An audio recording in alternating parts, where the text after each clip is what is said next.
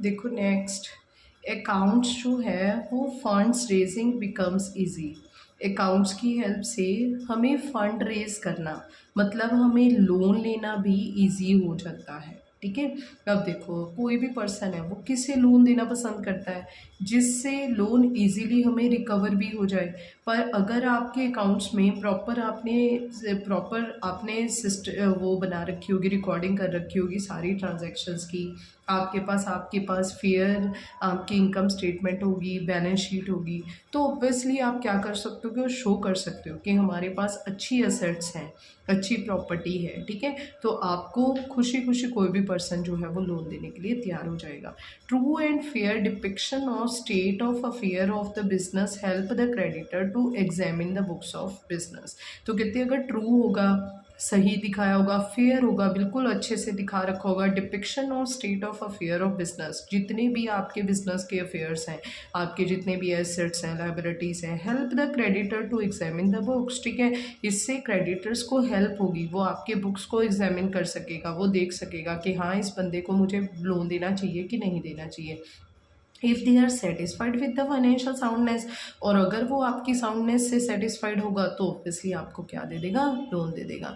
They may sanction more loans for the future needs. ठीक है, और ऐसे नहीं है कि वो सिर्फ आपको प्रेजेंट के लिए ही लोन प्रोवाइड करेगा, वो आपको फ्यूचर लोन्स भी प्रोवाइड कर देगा।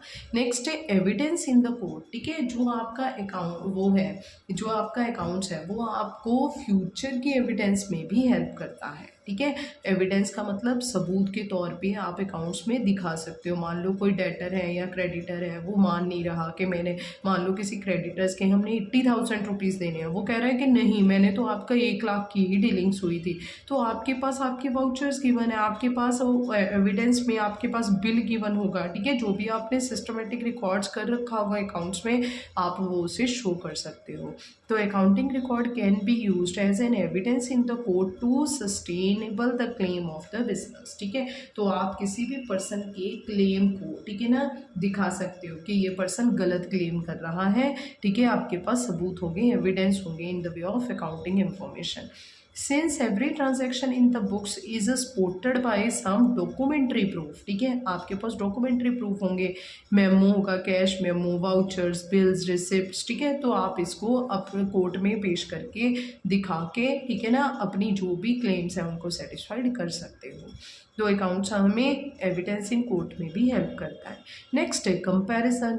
कितना अच्छा है कि अकाउंट्स, अगर आपने कितने सालों से अकाउंट्स बनाते आ रहे हो, मान लो कि आपने 2023 में जो अकाउंट्स बनाए, अपनी बैलेंस शीट बनाई थी, उसको 2024 में आप कंपेयर करके देख रहे हो कि पिछले साल मेरी फाइनेंशियल पोजीशन क्या थी और इस साल क्या होगी, या फिर पिछले साल मेरी इनकम स्टेटमेंट क्या थी और इस साल क्या होगी। ठीक है, तो अकाउंट्स हमें कंपेयर करने में हेल्प करता है कि हमारा जो बिजनेस है वो ग्रो कर रहा है, ग्रोथ हो रही है, ठीक है ना, या फिर हमारे जो बिजनेस है वो डाउनवर्ड्स की तरफ जा रहा है, ठीक है, लॉस की तरफ। The result disclosed by financial books may be compared with the result of another books. ठीक है, तो हम कंपेयर कर सकते हैं। Similarly the result of previous year may be compared with the next year. Comparison help in identify the weakness and strength of business. हमें पता चलेगा कि हमारे बिजनेस में क्या वीकनेस है, क्या हमारी स्ट्रेंथ है। ठीक है ना, तो स्ट्रेंथन हो रहा है हमारा बिजनेस या हमारा बिजनेस डाउन जा रहा है। ठीक है, तो ये हमारा कौन हेल्प करता है ये देखने में, हमारा अकाउंट्स, कि हमें अपना बिजनेस जो है वो कंटिन्यू करना चाहिए या नहीं करना चाहिए। नेक्स्ट है असर्टमेंट ऑफ प्रॉफिट एंड लॉस। ये हमने पिछली बार भी देखा, पिछले उसमें भी देखा था ऑब्जेक्टिव, कि ये हमारा ऑब्जेक्टिव भी है और हमारी एडवांटेजेस भी है, हमें फ़ायदा भी है। अकाउंट्स हमें असर्टन करने में हमारा P&L हेल्प करता है। द प्रॉफिट अर्नड और loss suffered by business can be calculated if systematic books of accounts are maintain. अगर हम सिस्टमेटिक बुक्स अकाउंट्स की बनाएंगे तो ऑब्वियसली ये हमें हेल्प करेगा क्या देखने में, कि हमें प्रॉफिट हो रहा है क्या लॉस हो रहा है। ठीक है, ये देखने में कि हमारा बिजनेस जो है वो ग्रो कर रहा है। अगर तो हमें प्रॉफिट हो रहा है तो हम अपना बिजनेस कंटिन्यू करेंगे, अदरवाइज हम अपना बिजनेस बंद कर देंगे। Evaluating the performance of business from profitability point of view gives vital information to the users. ठीक है, तो ये हमें क्या करता है, हमारी अकाउंट्स जो है, हमारा P&L जो है वो हमें क्या दिखाता है, परफॉर्मेंस ऑफ बिजनेस। ठीक है, वो हमें परफॉर्मेंस दिखाता है P&L दिखाता है तो हम इसे परफॉर्मेंस स्टेटमेंट भी बोल देते हैं, ठीक है, जो हमें प्रॉफिटेबिलिटी शो करता है हमारे अकाउंट्स जो है। देखो नेक्स्ट उसके बाद है कितना जो हमारा बिजनेस है, जो हमारा अकाउंट्स है वो हमें और क्या हेल्प करता है, कितना जो अकाउंट्स है वो ascertainment of the financial position of business, ठीक है। ये हमारी फाइनेंशियल पोजीशन क्या दिखाती है, हमारी बैलेंस शीट, कि हमारे पास एट प्रेजेंट कितने के एसेट पड़े हैं और कितनी हमारी देनदारियां हैं।